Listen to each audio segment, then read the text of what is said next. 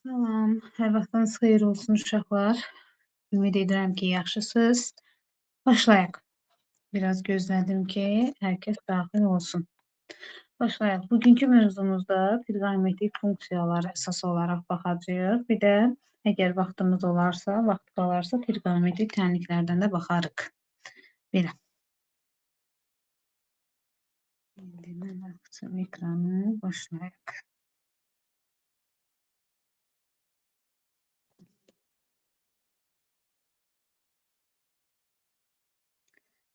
Hə.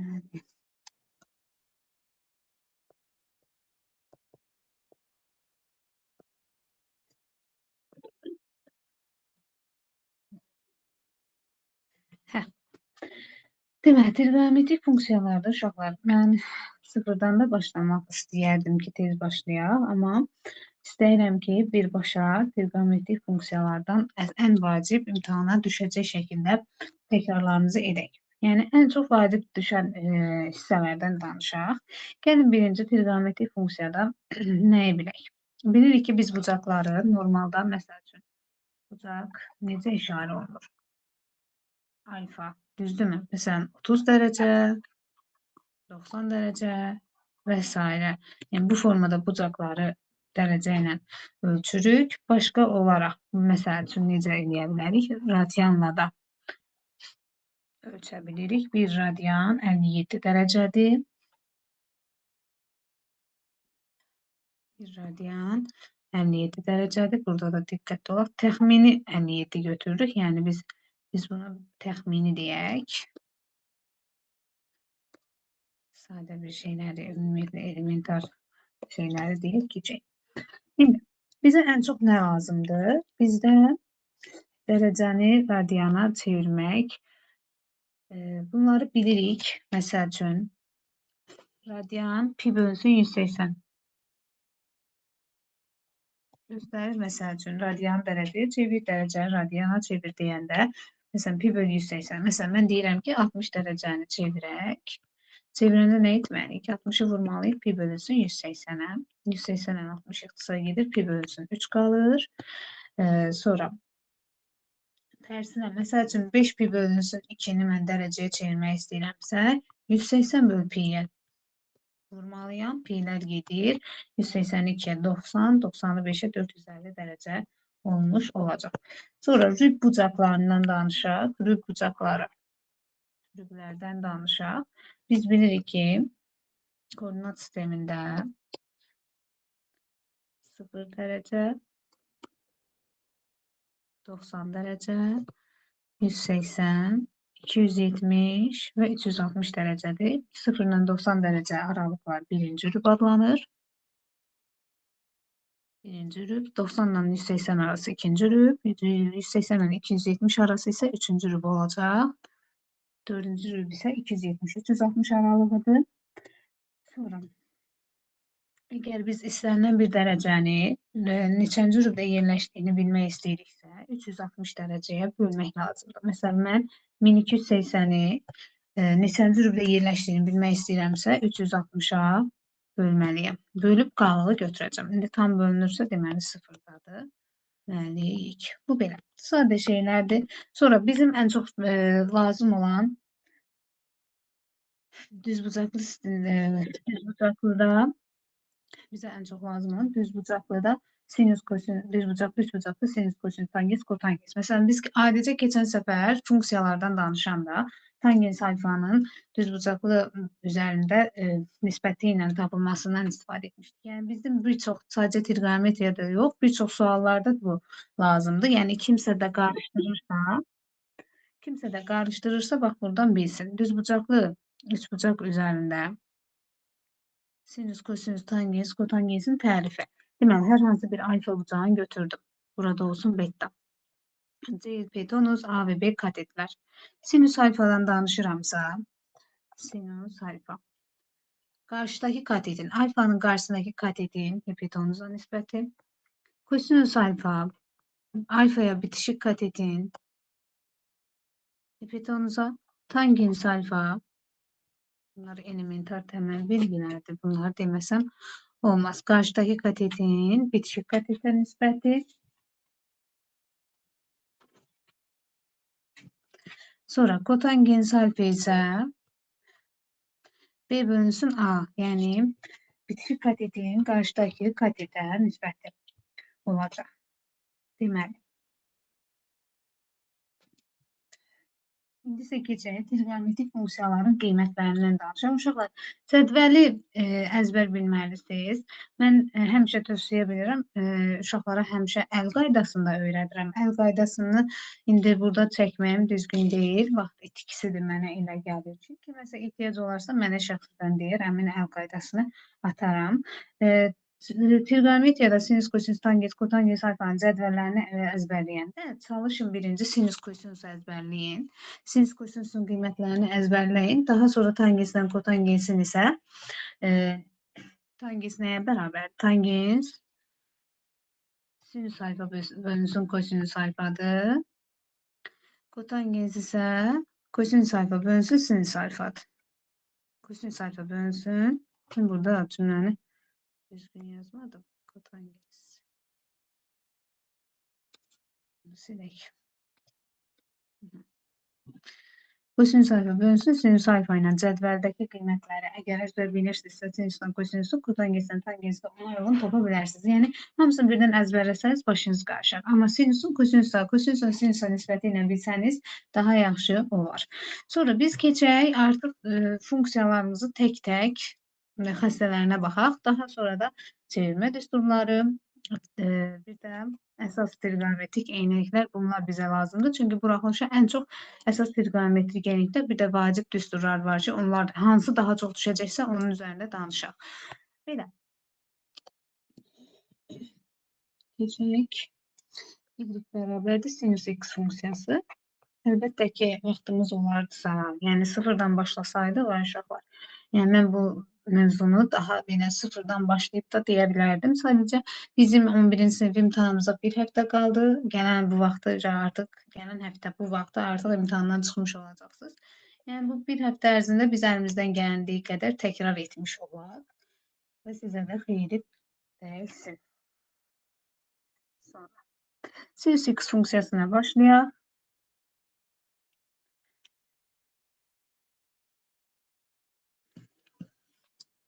Qrafiki sinusoiddir uşaqlar. Elə bir ki, 1 ilə -1 arasında, bax bu formada qrafik gedir, bax belə. Biraz səviyyəsiz çəkmiş ola bilərəm. Yenə bu formada sinusoiddir. Yəni bu, belə deyim də, sizə -1 ilə 1 arasında hərəkət edir.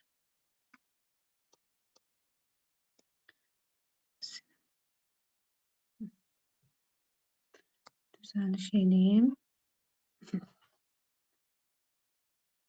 -1 ilə 1 arasında hərəkət edir. Sinus x funksiyanın xassələri.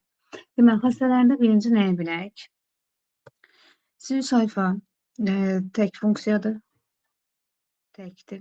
Bunu keçən səfər funksiyalarda demişdik. Qısa-qısa qeyd edirəm. Təyin oblasti df, daha bir də təyin oblasti sözünü yazmıram. X-in ala biləcəyi qiymətlər, bütün qiymətləri ala bilər. 3. YF qiymətlər oblasti. Y daxildir. Qiymətlər oblasti isə yalnız -1 ilə 1 arasında qiymətlər ala bilər. Biz təhnliklərdə də bəzən elə qiymətlər olur ki, yalnız bu aralığı nəzərə almalıyıq və ən kiçik ən böyük qiymətləri də baxanda bu aralıqlara fikir verməliyik. Sonra keçirik. Dördüncü. Deməli, sinus x funksiyası uşaqlar birinci və ikinci rübdə müsbət. 3 və 4-cü rübdə mənfidir. Bunları bilirsiniz. Bəziləriniz bilir, bu biraz sizə sıxıcı gələ bilər, amma indi mən də sıfırdan istəyirəm deyəm. Yəni birbaşa başlayıb əsas çətin şeylərdən danışsam, onda bəs bilməyənlərə haqsızlıq olar. Ona görə mən məcburam ki, sıfırdan başlayam. İndi bizim bu dərsimizdə tam sizi görmürəm canlı olaraq. Yəni siz məni canlı olaraq eşidirsiniz, amma mən sizi görmürəm. Ona görə də yəni bilmirəm kimin nədən məlumatı var, məlumatı yoxdur. Ona görə biraz sıxıla bilərsiniz. Ona görə səbirli olaq. Bəlkə elə şeylər deyəcəm ki, indi o sizə daha vacib olar və yaxud başınızı qarışdıran bir yer olar.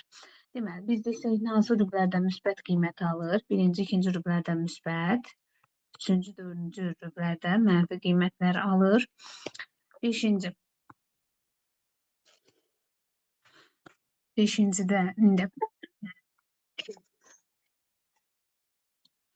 İndi artıb azalmağına baxaq da, gəlin müsbət qiymətlər almağı ilə, müsbət mənfi qiymət almağı ilə bəzən uşaqlar qarışdırır.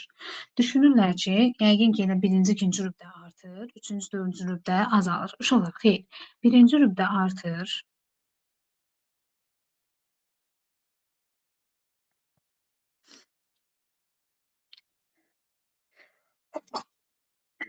ikinci rübdə azalır, üçüncü rübdə azalır. İndi bu artıb azalma söhbətini mən sizə indi şəkil üzərində izah edəcəm. Çox zaman əzbərləyirsiniz və mahiyyətini bilmirsiniz, ona görə yaddan tez çıxa bilər. Amma indi gəlin, niyə artdığını, niyə azaldığını mən qrafik üzərində göstərim. Vahid çevre üzərində.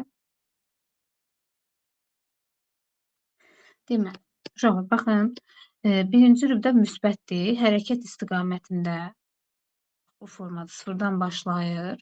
İstiqamətdə birinci rübdə müsbət qiymətdən müsbət qiymətə doğru hərəkət edir. Ona görə birinci rübdə müsbətdir. İkinci rübdə müsbət qiymət alsa da oxun işarəsinə bağlı get-gedə nə olur? Azalır. Ona görə ikinci rübdə deyirik ki, azalır. Yəni nə olsun ki, müsbət qiymət alır.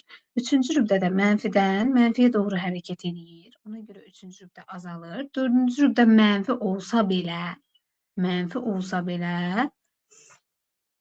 artır. Mənfi olsa belə artır. Deməli, ona görə biz deyirik ki, birinci, dördüncü rübdə artır, ikinci, üçüncü rüblərdə azalır. Sonra dövrü funksiyadır, uşaqlar təkrarlanır. Qrafiki sinusoiddir. Onun adını yazdım üzərinə, sinusoid. Sinus x funksiyasının bax buradan sıfırdan başlayır. Sinusoid funksiyasında sinus sıfırdan başlayır və dövrü funksiyadır. Baxın, buradan mən dərəcələri göstərsəm, düzdür, bu qrafiklə bağlı sual inanmıram düşə buraxılışa. Pi bölü 2, pi, buradan bura qaldırsam, bura olur 3 pi bölü 2, buradan burada 2 pi olur. Uşaqlar, indi fikir verin. Baxın, bir tam dövr etməyə, bax, bir dəfə yuxarıdan, aşağıdan bir tam dövr eləyir, 2 pi-də dayanır. Elə ki, sıfırdan başlayır, bir tam dövr eləyir, 2 pi-də dayanır. Ona görə dövrü funksiya olur həm də ona görə deyirik ki, dövrü funksiyadır və dövrü 2 pi-dir. Ən kiçik müsbət dövrü 2 pi-dir, t bərabərdir 2 pi. Əgər mən funksiyanın dövrünü tapmaq istəyirəmsə, yəni sinus x funksiyasının dövrünü tapmaq istəyirəmsə, y bərabərdir sinus x funksiyasında dövrün, burada mən kx yazmalıyam. Kx. Dövrünü tapmaq istəyirəmsə, t bərabərdir 2 pi bölünsün k olur. Amma burada uşaqlar, biz nəyə fikir verməliyik? Bu, n-in sinusunun qüvvəti. Məsələn, cüt dərəcədən sinus olanda və tək dərəcədən sinus olanda qiymətlər fərqli olur. Cüt dərəcədən qiymət olanda uşaqlar, bu sinusoid qrafikində ancaq yuxarıda olur. Yəni, yuxarıda yerləşir. Sıfırdan yuxarıda. Yalnız yuxarı hissədə olur. Ona görə yalnız pi qədər dövr edir. Baxın, necə? Buradan bura qədər, yəni pi qədər dövr edir. Ona görə əgər cüt olarsa, müsbət qiymət aldığı üçün dövrü pi olacaq. Yəni, mən burada yazacağım ki, n cüt olursa, dövrü olacaq pi bölünsün k. Nümunə də yazacağım. Amma tək olanda normal şəkildə 2 pi bölünsün k ilə tapılır.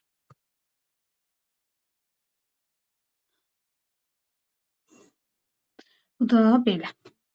Sonra buna aid nümunə də deyək. Bəzən belə bir misal olur. Məsələn, 3 sinus 2x plus 5. Belə bir funksiya. Və bizdən deyir ki, təkdir, bilirik ki, yəni heç nə yazmır, təkdir. Bilirik ki, dövrü 2 pi-dir. Ona görə biz dövrü 2 pi-dirsə, uşaqlar, k harda yerləşir? X-in əmsalında. Onda biz ne etməliyik? 2 pi bölünsün 2. Yəni k'sı bunun 2'dir.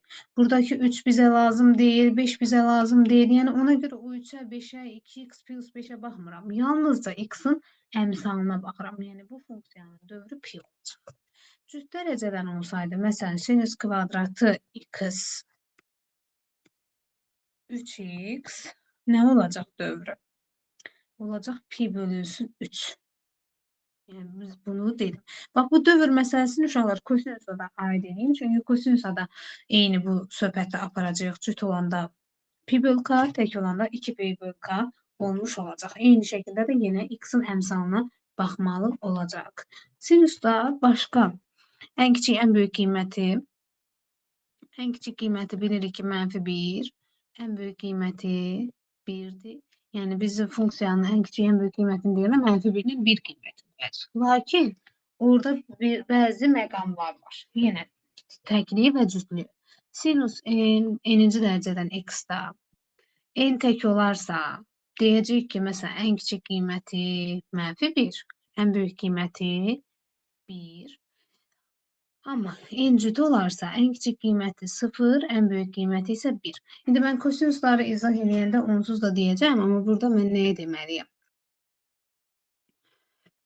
Sesim zayıf gelir deyəsən. Uşaqlar, başqa da səsim zayıf gəlir, başqa uşaqlara da, yoxsa bircə nəfərdədir səs zayıflığı. Onu mənə yazardınız da, zəhmət olmasa. 1-2 nəfər yazsa bəsdir. Hər kəs də zayıf gəlirsə deyərsiniz mənə. Mən daha yüksəklə danışa bilərəm. Ama mən düşünürəm ki, normaldır. Səsdə problem yoxdursa, davam edək. Hə, zəif gəlir bir neçə nəfərdə. Yaxşı, daha yüksək tonla, biraz da çalışaram yüksək tonla danışım. Hə, heç, belə. Belə. En cüt olanda 0, 1 qiymətlərini yerinə qoyub yoxlayacaqsınız. Sonra keçək artıq sinüs x funksiyasından danışdım. İndi burada biz en küçük en büyük kıymetin tapılmasına gerek kosinüsa diyeyim ki, kosinüsa da diyeyim ki orada da ikisiyle birlikte əlaqəli qaydalarımız var. Onu da sizə bildirim. Deməli, kosinüs x funksiyasından danışsaq, y bərabərdir kosinüs x funksiyasında xassələr grafikini çəkək. Grafiki biraz balaca çəkəcəm. Sıfırdan başlayır. Bakın buradan başlayır. Sıfır deyirəm. Yuxarıdan birdən başlayır. Bu formada devam edir. Bu olacaq 1. Bu da olacaq -1. Yəni bayaq dediyim kimi baxın 1 ilə -1 aralığında getməlidir. İndi şəkli vaxt itməsini daha diqqətli çəkmədim ki, tez bitirək, yəni tez geçsin. Əsas odur, görünüşünü bilin. Adı kosinüsoid grafikidir. Kosinüsoid. Bu bir. Deməli, başlayaq. Cüt funksiyada xəstələrindən başlayaq biz. İkinci, yenə təyin oblastı. Eyni sinusdaki kimidir. Mənfi sonsuzluq, müsbət sonsuzluq. Bilirik ki, təyin oblastı x-in ala biləcəyi qiymətlərdir. YF -1, 1 qiyməti, yəni y-in ala biləcəyi qiymət.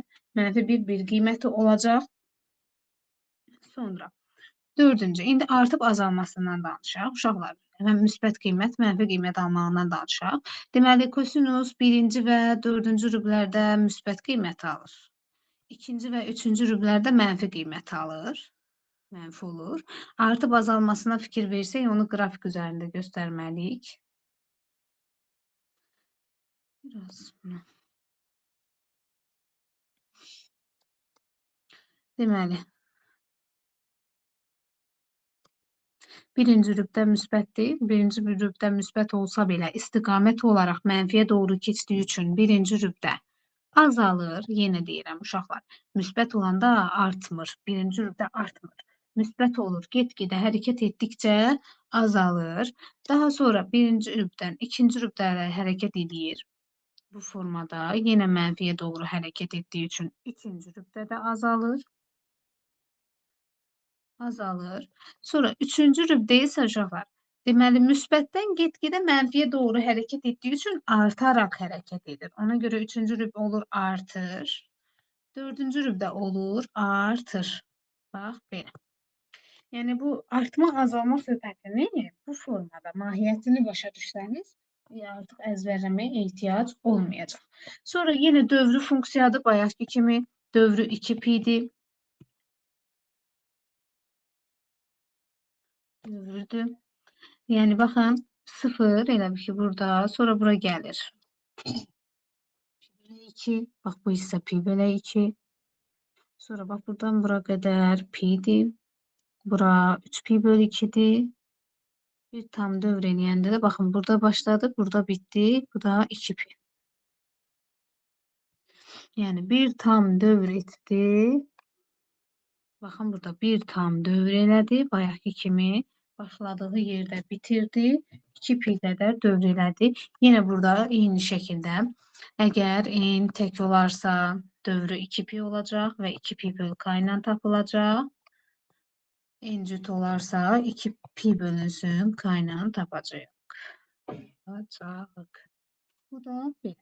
Kosinüs x funksiyamızdan və sinüs ən kiçik, ən böyük qiymətində yenə ən kiçik qiymətimiz əgər n tək olarsa ən kiçik qiymət -1, n cüt olarsa, yəni qüvvəti cüt olarsa 0, ən böyük qiymət isə 1 ilə demək ən kiçik qiymət, ən böyük qiymət 1, yox.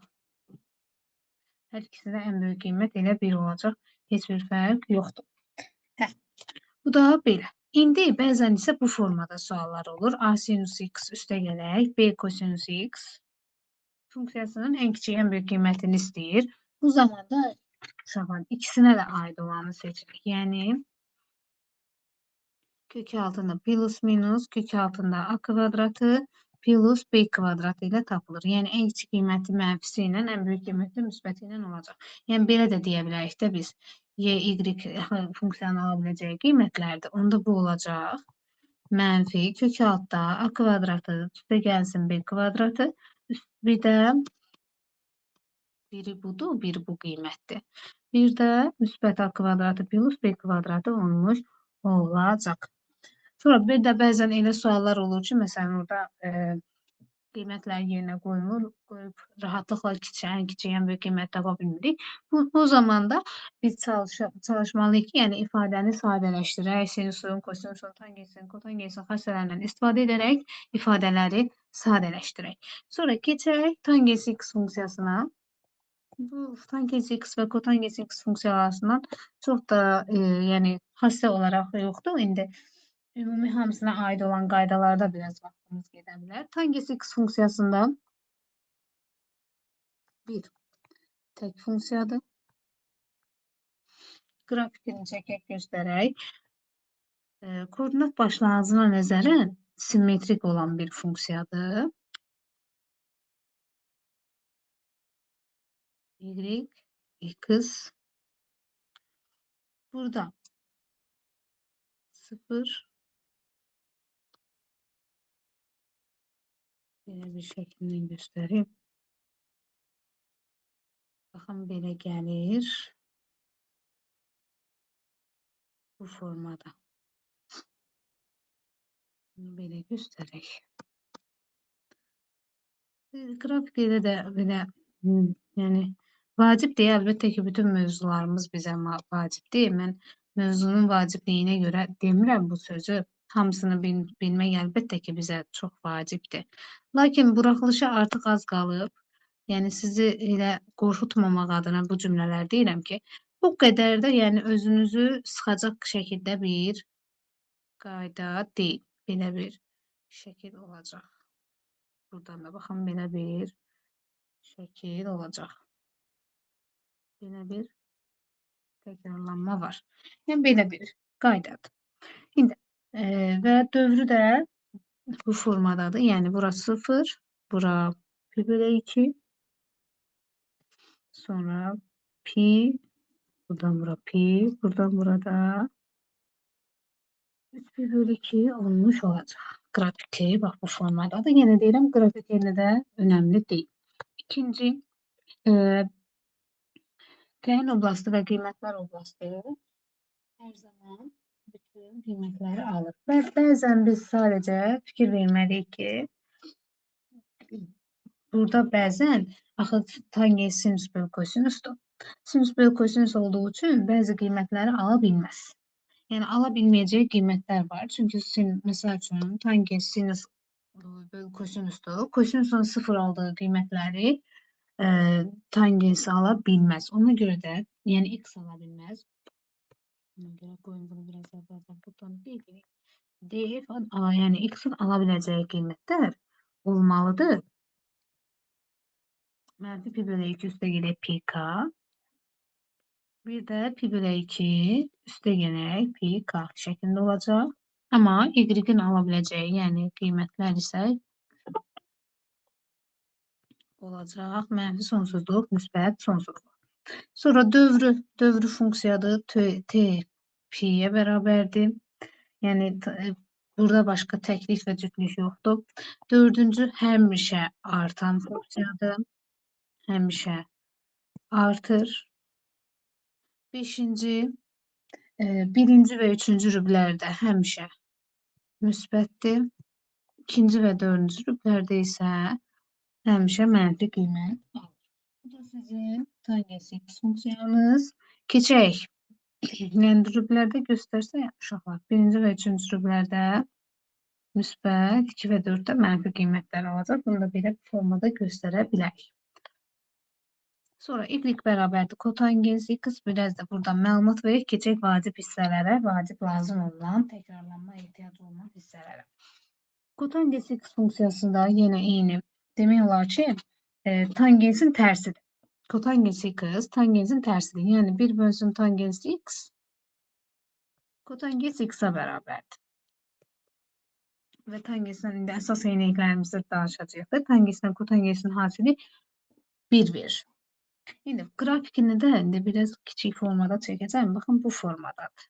Belə bir bu grafiki çəkmək həmişə çətin olur.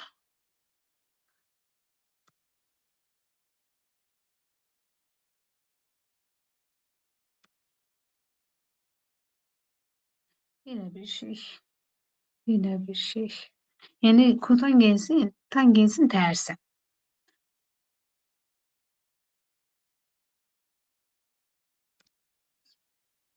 Belə bir tərs funksiya. Bu hissəni hətta sinirəm ehtiyac yoxdur. Biraz daha sərbəst. Bu formada gedir. Deməli, bura olacaq 0. Sonra pi bölü 2 bu nöqtə. Sonra bu hissə olur. Buradan bura qədər olan hissə. Buradan bura qədər olan hissə olur pi. Sonra bura olur 3 pi bölü 2. Bu formada gedir. Demək, dövrün də dedik, t bərabərdir pi. Daha doğrusu, kotangens x üçün dedik biz onu. Tangensten kotangensin tek fərqi grafikidir. Yəni, bir də təyin oblastıdır.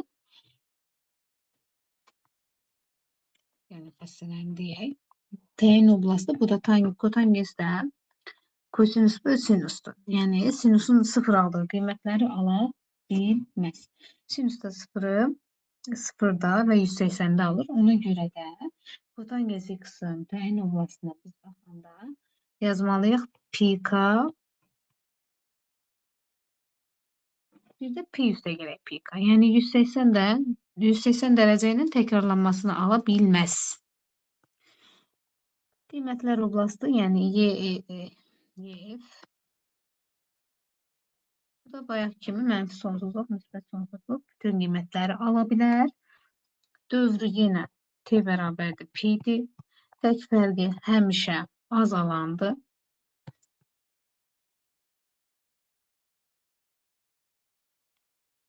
Beş. Birinci və yenə bayaqki kimi üçüncü rüblərdə müsbət, ikinci və dördüncü rüblərdə mənfi alınır. Bu müsbət mənfiləri yaxşı bilmək lazımdır ki,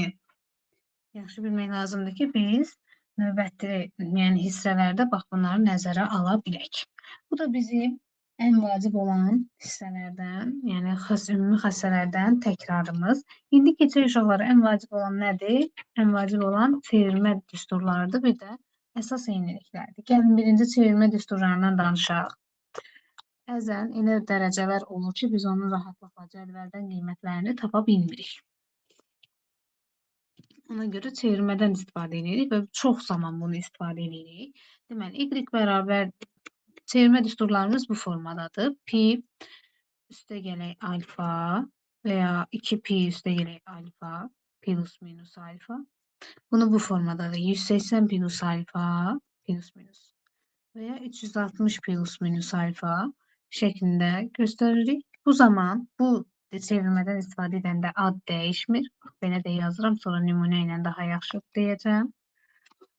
Amma qoy elə buna nümunə yazaq, digər halını sonra deyək. Məsələn, kosinus 330 dərəcəni mən qiymətini tapmaq istəyirəm. Necə çevirirəm? Bunu yazaram mən. Kosinus 360 çıx 30 kimi. Görürsünüz, 330 verdi. 360'dan 30 çıxanda kosinus 30'dur. Burada da xüsusi olaraq nəyə fikir verməliyəm ən başlıca? Fikir verməliyəm ki, kosinus 330'da neçənci rübə düşür? 4-cü rübə düşür. 4-cü rübdə hansı qiyməti alır? Müsbət qiyməti alır. Ona görə heç bir problem yoxdur. Kosinus 30'da da kök altı 3 bölü 2 qiymətini alır. Deməli, kosinus 330'da kök altı 3 bölü 2 qiymətini alacaq. Lakin bəzən elə qiymətlər olur ki, məsələn, sinus 225. Mən bunu tapmaq istəyirəm. Necə çevirəcəm? Sinusu yazacağım 180 plus 45 kimi. Bilirik ki, 180'də ad dəyişmir. Sinus 45 olacaq. Lakin sinus 225 neçənci rübə düşür uşaqlar? Sonuncu hissəyə baxıb sinus 45 birinci rüb deməyin, ha.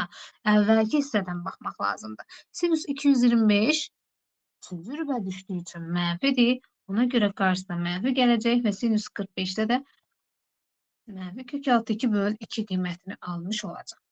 Bu sizin çevirmələrinizlə bağlı birinci hissəsidir. İkinci hissəsi isə pi bölü 2 plus minus alfa, bir də 3 pi bölü 2 plus minus alfa. Burada və ya bunu adi dərəcə ilə yazsaq 90 plus minus alfa, bir də 270 plus minus alfa ilə çevrilmiş olacaq. Bu zaman əgər bu çevirmədən istifadə etsək, ad dəyişir. Ad dəyişəcək. Sinus kosinusa, sinus kosinusa, bir də tərsi. Tangens də kotangensə çevrilmiş olacaq. Buna aid də bir iki dənə nümunə yazaq, çıxaq gedək başqa hissəyə, vacib yerlərə.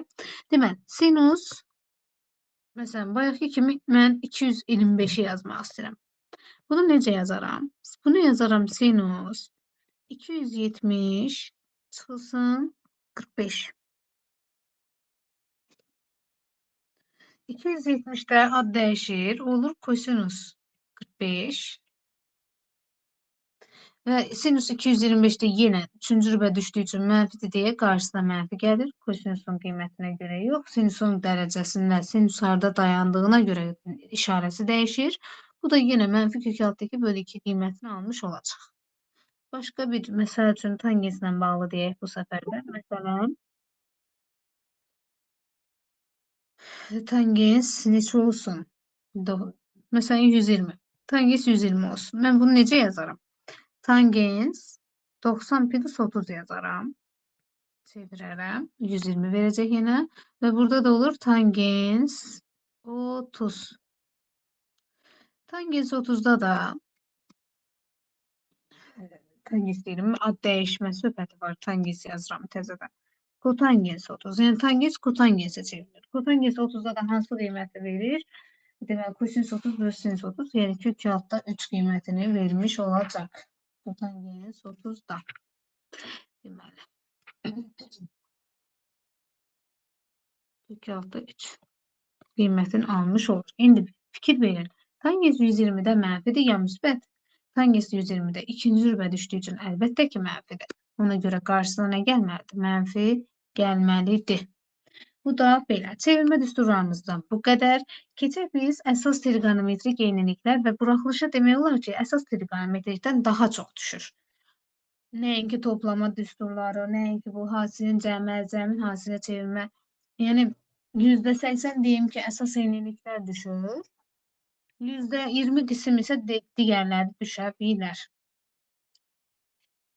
Keçək əsas eyniliklərə.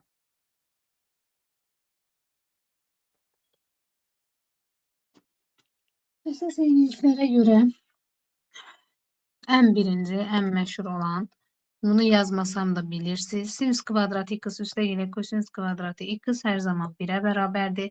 Bax, bu düstur elə belə düstur kimi gəlir. Amma demək olar ki, bütün yaranan düsturlar, bütün deməyək də, yəni çox yaranan düsturların hamısının əsası bax bu düsturdan götürülür. Bu düsturla yaranır. Məsələn, mən burada bəzən elə olur ki, ehtiyac olur, əvəz etmək lazım olur. Sinüs kvadratı 1 çıx kosinüs kvadratı x-dan əvəz edə bilərəm. Burada məsələn sinüsdan kök alsam, sinüs x bərabərdir. 1 çıxılsın kosinüs x olar, kosinüs kvadratı x olar və ya tərsinə. Kosinüs kvadratı x bərabərdir 1 çıxılsın sinüs kvadratı x və bundan da kök alsam ehtiyac olur.